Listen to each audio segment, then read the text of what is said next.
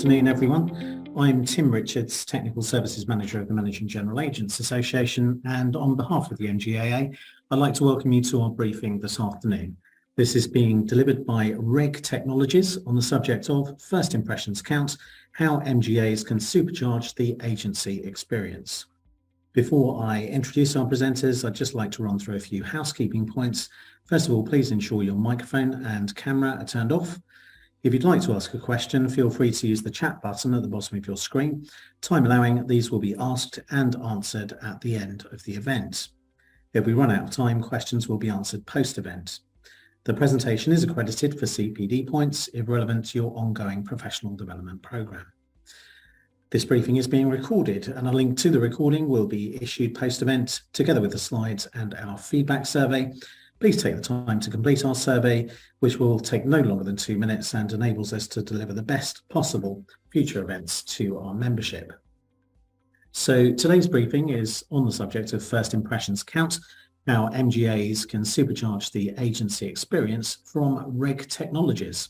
So let me introduce you to our presenters, Paul Tasker, CEO, and Victoria Slade, Head of Sales. Paul is founder and CEO of insurance and technology businesses, including Tasker Insurance Group and Reg Technologies. Throughout his career, Paul advocated the use of technology to accelerate B2B trade in the insurance market through online trading, business intelligence, and smart process design. Victoria has a background in insurance sales, experience she brings to her current position as head of sales for SaaS company Reg Technologies. In her role, Victoria works with insurers and MGAs to help them expedite trade whilst maintaining compliance, oversight and governance. So without further ado, enjoy the briefing, everyone, and over to you, Paul. Great, thank you very much. So I will start with sharing my screen for the presentation. If you just bear with me.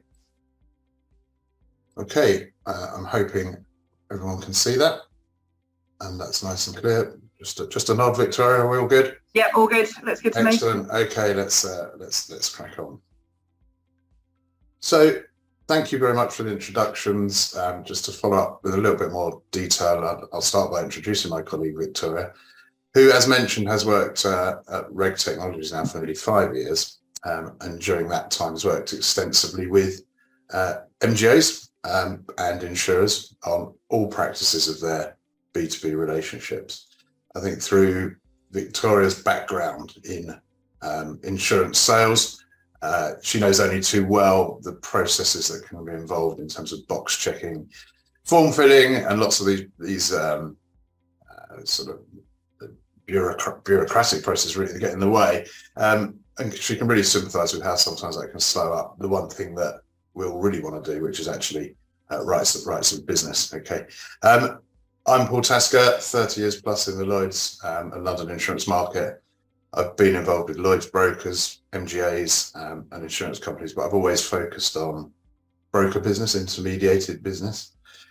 And during that time, I've seen the market move from having no regulation at all to sort of voluntary regulation. We had the GISC for some time, through to the statutory regulation in 2005 by the then FSA, and obviously now that's become the FCA.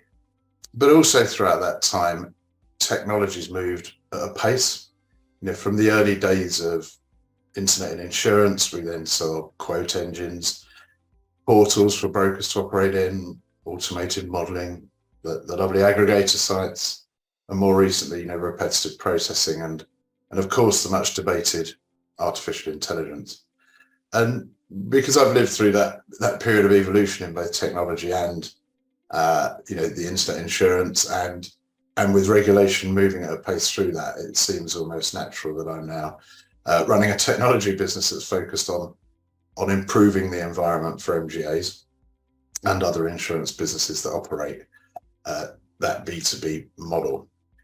So I'd like to just look at the learning objectives that this session is going to achieve before we crack on. So we're focusing on covering the following objectives. You know, we're going to identify the activities that delay time to market and that increase missed opportunities. We'll look at current practices, what they are like now and how they can potentially change for the better. And we'll also look at the technology that we have now available to us that can transform that experience. And finally, we'll understand a customer-first model that can meet all the necessary requirements, but make starting a business relationship actually a fast, positive, and almost happy experience. We're pleased to be a supplier member of the MGAA. We already work with a large and growing number of members. And like I say, today, it's really great to share our thoughts and hear yours on the following conundrum, which is, with all this innovation and technology over the past 20 years, why do regulated businesses still use and endure processes that are counterproductive to their aims? Are they really making it easier to do business with them? Over the next 35 minutes, we're going to be looking at how firms are missing revenue opportunities because they're hamstrung by outdated processes and routines. So prior to 2005, the general insurance market in the UK was not subject to statutory regulation. And this includes UK firms that were trading overseas. Up until that time and hundreds of years before, general insurance practitioners, while seeing themselves as professional, were pretty much self-governed by trade associations and non-mandatory codes of conduct. In the year 2000, the General Insurance Standards Council came along, which aimed to improve industry standards and consumer protection. But membership was voluntary and involved little more than writing a small check, agreeing to be bound by a code of conduct, and putting a logo on your website. That's if you had a website. I think you also got a sticker to put in your window. However, in 2005, everything changed and general insurance became subject to statutory regulation, again to ensure consumer protection, financial stability and market integrity. And authorisation was needed. It was granted by the Financial Services Authority, and that authorisation became mandatory. Subsequently, as I mentioned, the regulatory responsibility for general insurance was transferred to the Financial Conduct Authority, and they continue to oversee the sector's regulation today. Probably the biggest changes for the B2B market in 2005, when all firms had to be authorised, were client money, understanding client money, and of course the terms of business agreement. The moniker TOBA had finally arrived, and this new concept suddenly threw everyone into a bit of a spin. Effectively, a document necessary to be agreed between two regulated firms should they wish to carry out business together.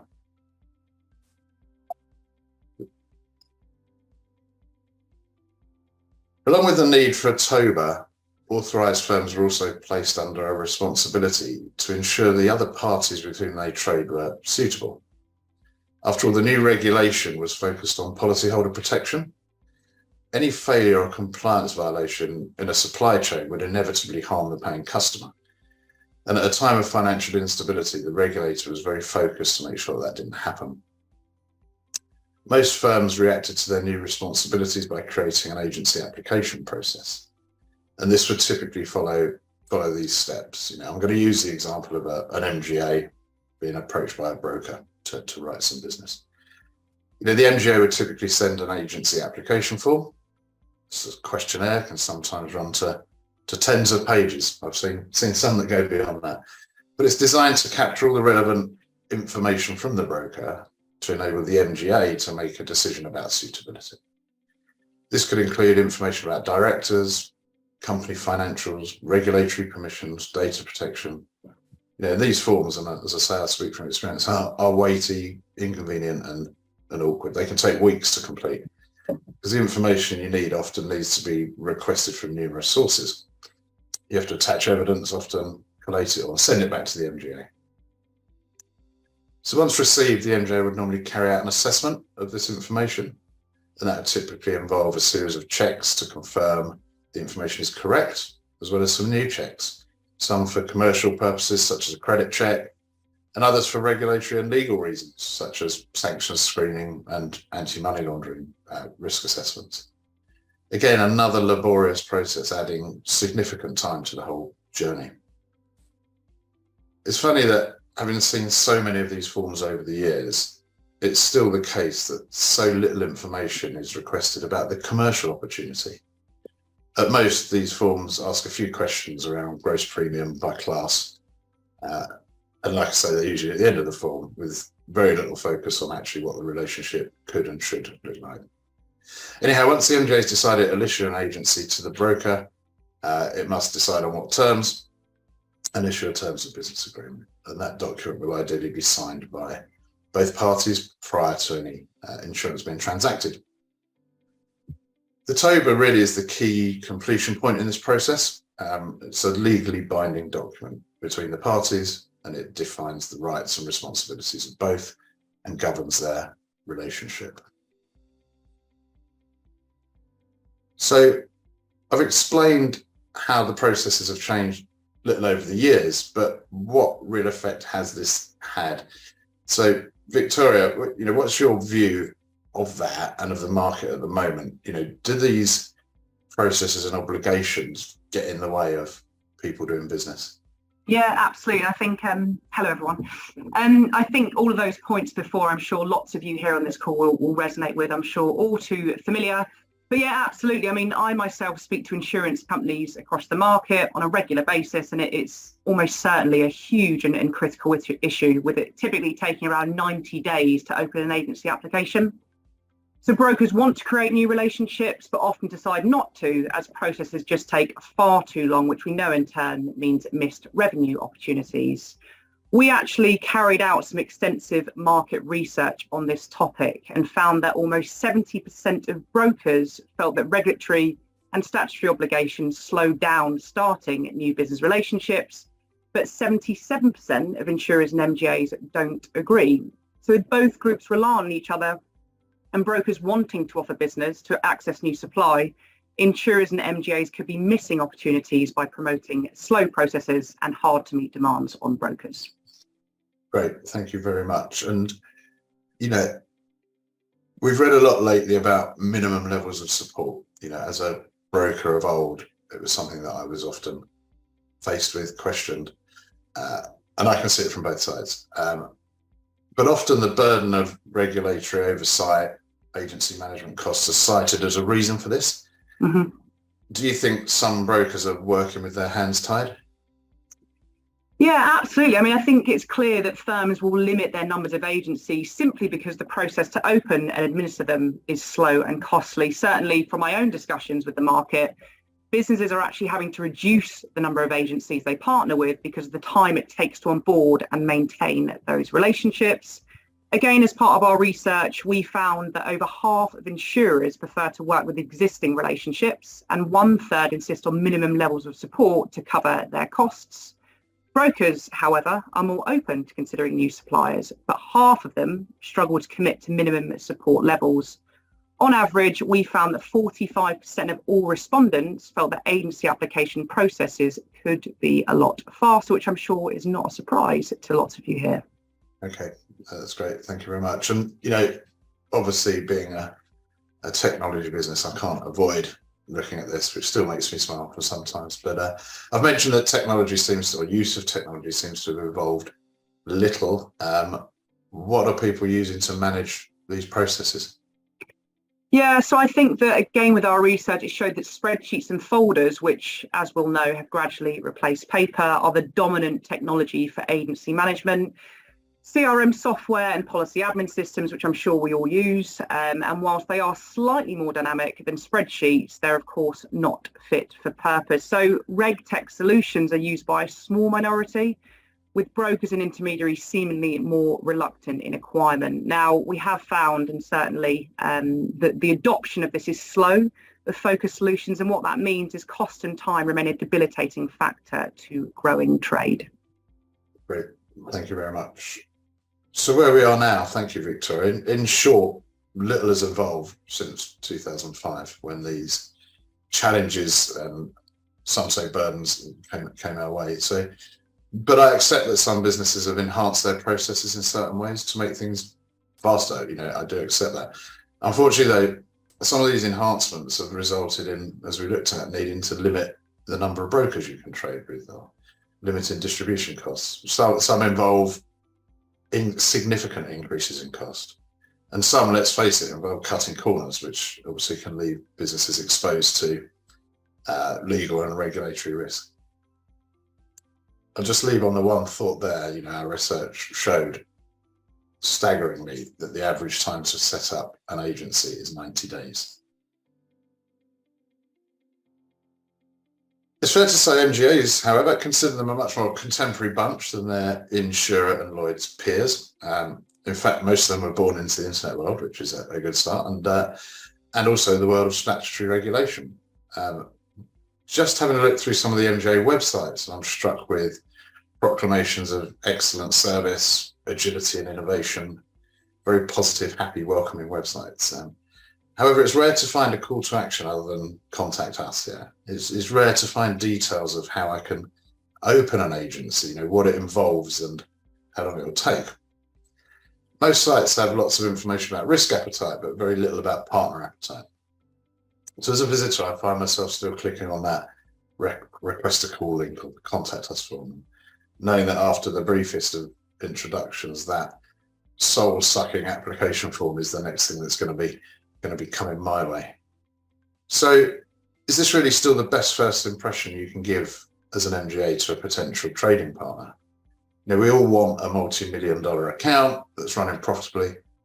If it takes 2 or 3 months to get into business, you've missed a lot of income from that account. Even worse, maybe someone else has got there before you. And you may have noticed from the growing number of your co-members of the MGAA, there are more and more of you out there. Competition is high, it's increasing. And new firms are almost always tech driven from the ground up. Okay? New firms understand customer journeys, they understand how to streamline processes, and they understand how to get into business faster. They use terms like onboarding to guide their applicants through a positive experience of establishing an agency. And they do that without compromising their legal or regulatory responsibilities. What's more, your customer base is more tech savvy than ever. More and more of the brokers you do business with showing you business were born in the internet age, and they've been part of an on-demand economy for decades now. The fact is more people want more things more quickly than ever before. So my point is, why put yourself at a disadvantage? Why start the race in last place when you could be in pole position? So let me tell you how the front runners are doing things, not just in insurance agencies, but in many other B2B sectors throughout the financial services sector. Firstly, let's talk data. Okay, it's defined as facts and statistics collected together for reference or analysis. Our application forms are merely collecting data, okay, but they're collecting it from an unverified source. At the end of the day, if anyone's going to fib on an application form, it's going to be the person completing it. Now, if this wasn't true, why do we then spend so much time checking the answers and verifying the responses? We're asking applicants to provide evidence. Why are we treating them as untrustworthy in the very first step of a relationship that we want to be based on the complete opposite? Why are we doing these things when we can already acquire the verified data? And some RegTech companies do just this. They obtain business intelligence data, information from multiple sources, and they can collate that to build a reliable and verified profile of any business without even needing to make contact. Smart software locates the names of the people in the business, checks their legitimacy, their legal status, checks their AML risks, even if they have any negative press. These software engines link people and firms together and carry out checks on financial adequacy, reputation, licenses. They even create a risk assessment based on the user's specification. And they do this in seconds. Okay. This is the game changer. It removes the need for nearly every question on an agency application form. It removes the need for laborious checking. It removes the delays. It also allows information exchange to focus on the commercial aspects of the proposed relationship. More time to look at classes of business, people, prior performance, market conditions, and how the new partners can work together and build a really mutually successful relationship. And of course, with the verified data and a completed risk assessment, software can easily issue a terms of business agreement, but to the right person at the right company. It'll even chase it up for you and file it when it comes back. But take this a step further. Think about using the data to help you choose your next partner. That's right. Okay, imagine looking to launch a new product or enter a new geography or build your distribution. Imagine being able to access a list of potential partners, brokers, knowing that they all already meet your requirements. Imagine taking your business to them, knowing that they're pre-approved. Imagine you can tell them you can start trading today. So the benefits are clear. Taking a process that we already know frustrates business growth, making it faster, smarter and safer, creates a great first impression to your potential new partners. It gives you both a faster route to trading, to writing business, and focusing on the profitable growth of the portfolio. Increased speed also comes with reduced cost, not just in the data itself, but in your people no longer having to collate, compile and check data, but instead acting on it, avoiding risk whilst building business. This is an opportunity to rethink minimum levels of support and restrictions on distribution channel numbers. It's an opportunity to stop doing what we've always done simply because we've always done it that way. By automating routine tasks, we can create time to train and develop our people to help them progress professionally. Now, clearly, the digitization of data avoids waste. Obviously, it saves paper, printing, postage, reduces carbon footprints. And whilst I appreciate so many processes are now already carried out by email, the world needs to operate in a secure and confidential solution that protects data and demonstrates high level of governance relating to, that can be shown to demonstrate to regulators and other stakeholders. It's no longer sufficient to hold business data in email folders.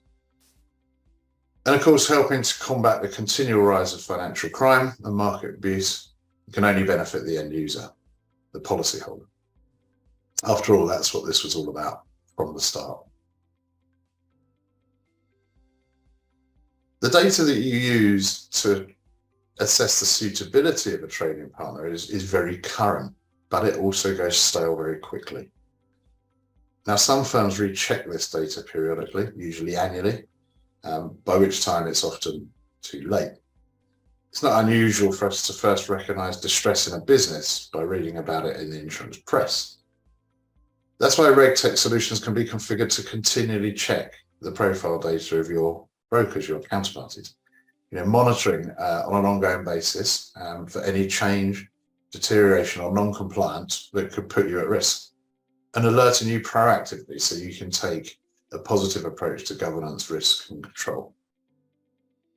And as things change, new data needs to be collected, whether it's for fair pricing, consumer duty, or indeed anything else that's going to be coming our way. RegTech can provide the tools for you to collect this data from your connections, to curate the data, to risk assess it, and to do that for one or for many thousands of firms at a time. And finally, if any of this necessitates an update to TOBAs, as does or did Insurance Act, GDPR, fair pricing, consumer duty, that's happening all the time. If that's necessary, a tech solution can do that for you without the need for a mail merge, a spreadsheet, or an email.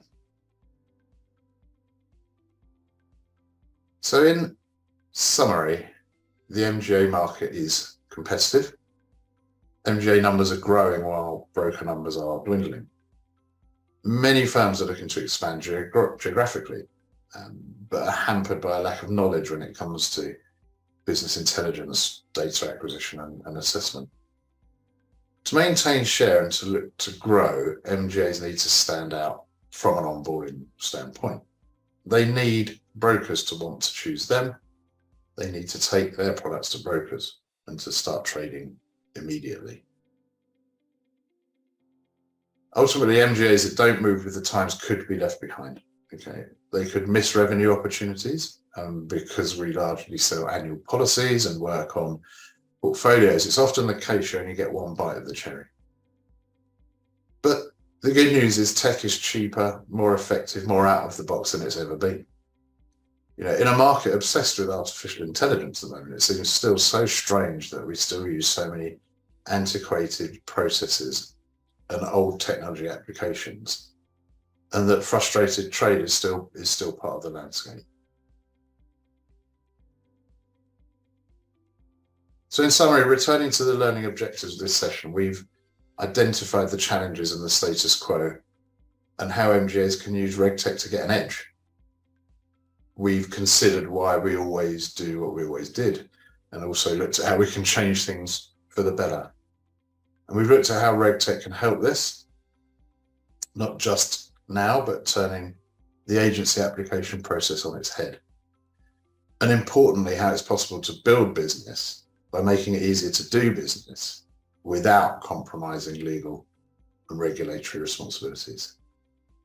I'd like to thank you for listening to our presentation and to throw open the floor to anyone who may have any questions at this time.